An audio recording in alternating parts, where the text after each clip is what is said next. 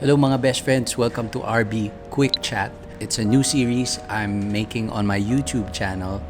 Basically, I'm going to answer your questions sent to me via my social media accounts, Facebook, YouTube, Instagram, Twitter, TikTok, name it.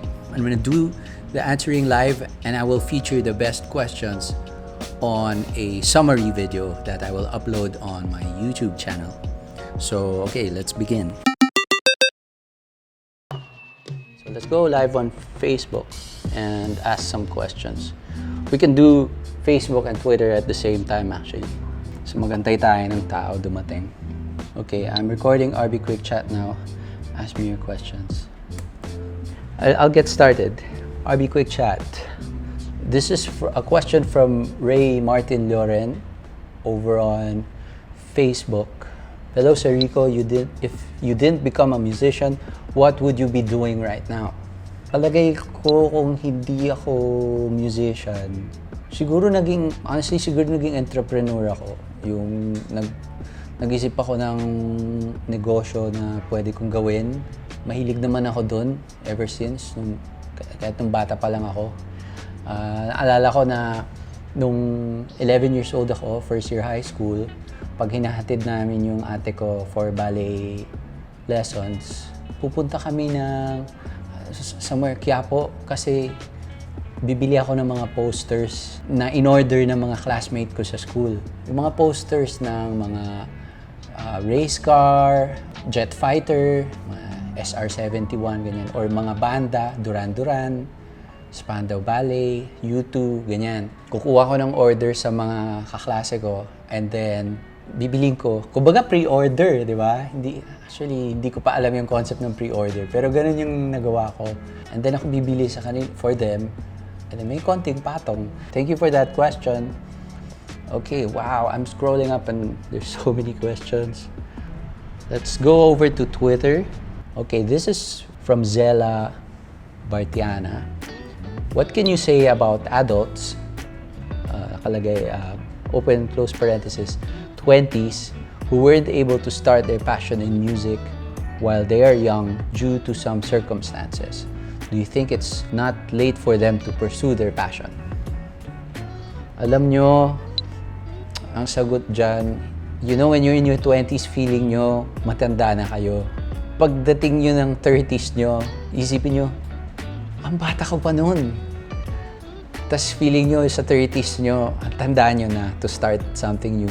And then, I know a lot of friends na they're in their 40s or some of my friends 50s, 60s, they feel like they're old na to start something that they're passionate about. It's never too late to start something that you're passionate about. Especially in your 20s. Kung ako mag-a-advise sa inyo, you can actually go ahead and try everything you're passionate about at that age, especially kung wala pa kayong family. But even if may family na kayo na start, try whatever it is that you're passionate about.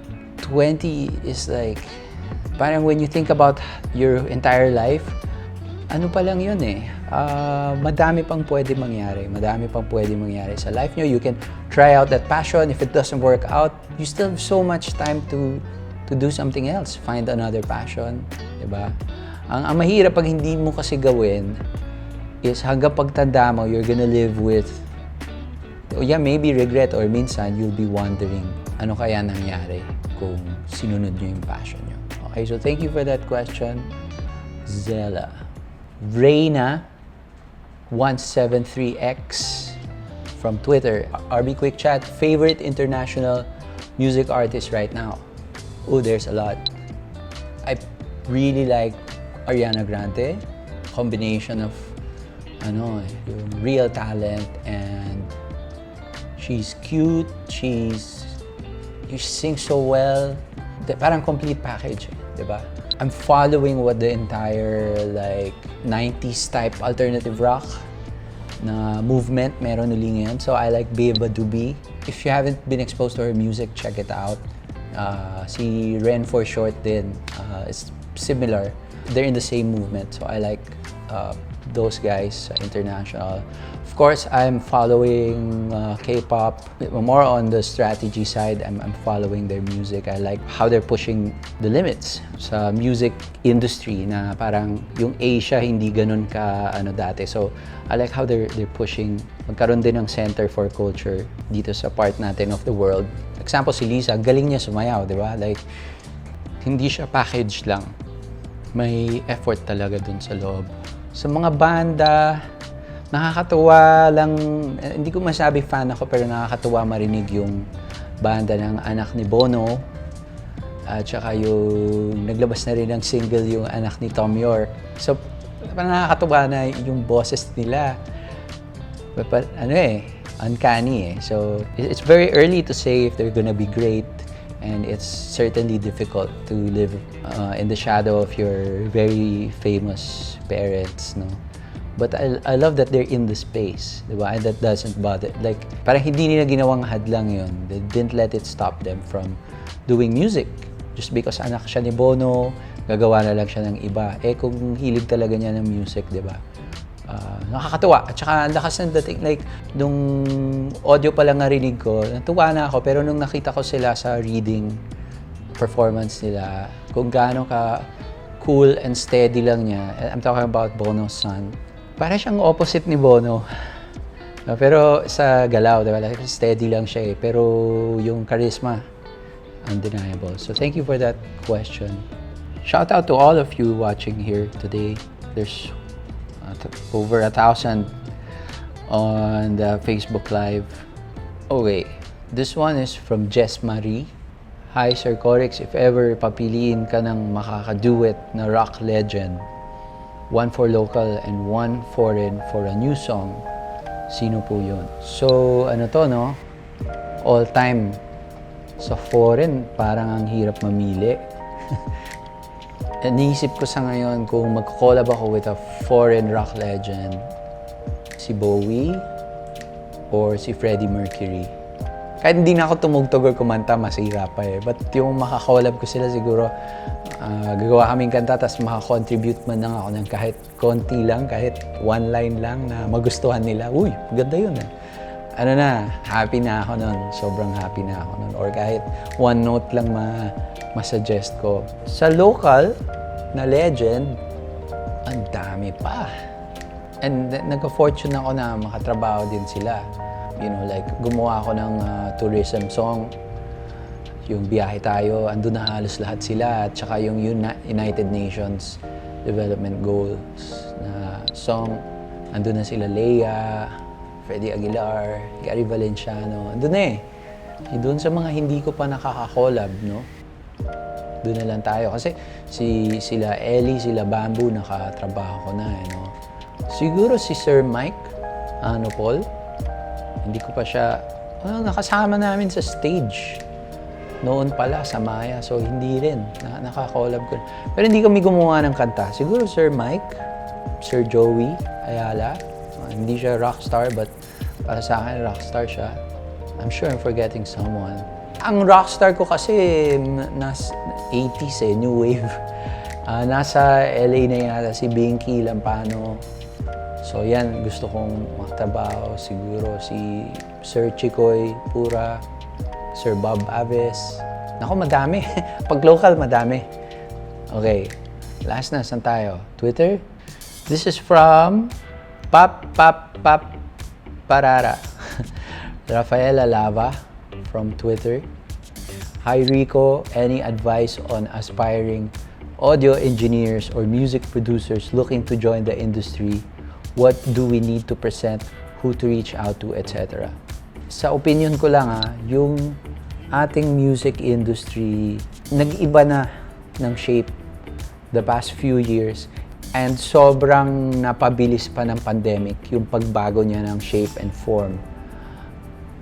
Back in the day, you had to send your demos to a record company and then they have to discover your stuff sa isang huge pile of demos or send it to the radio station and wish na swerte mapili yung demo nyo, no?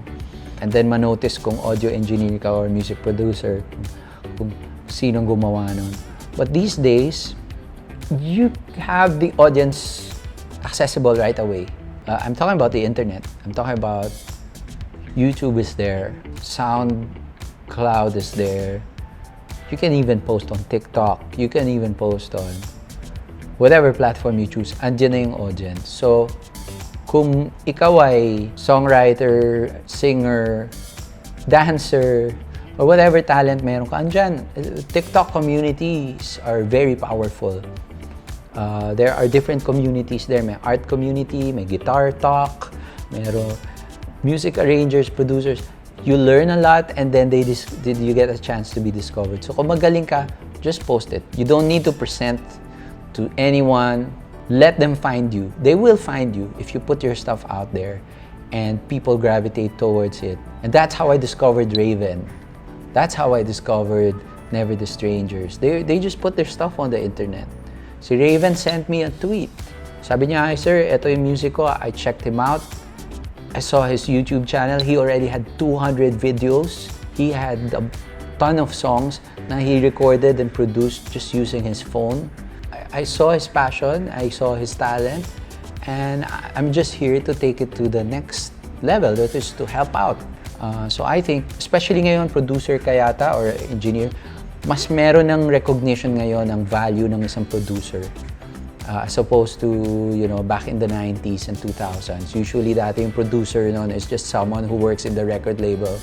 Wala masyadong yung producer lang, diba? So, that's really a great thing for you guys these days if you're a budding audio engineer and music producer looking to join the industry. The industry is right there. It's so easy to join it. Wala nang kailangan pagdaanan pa para maging part of the industry.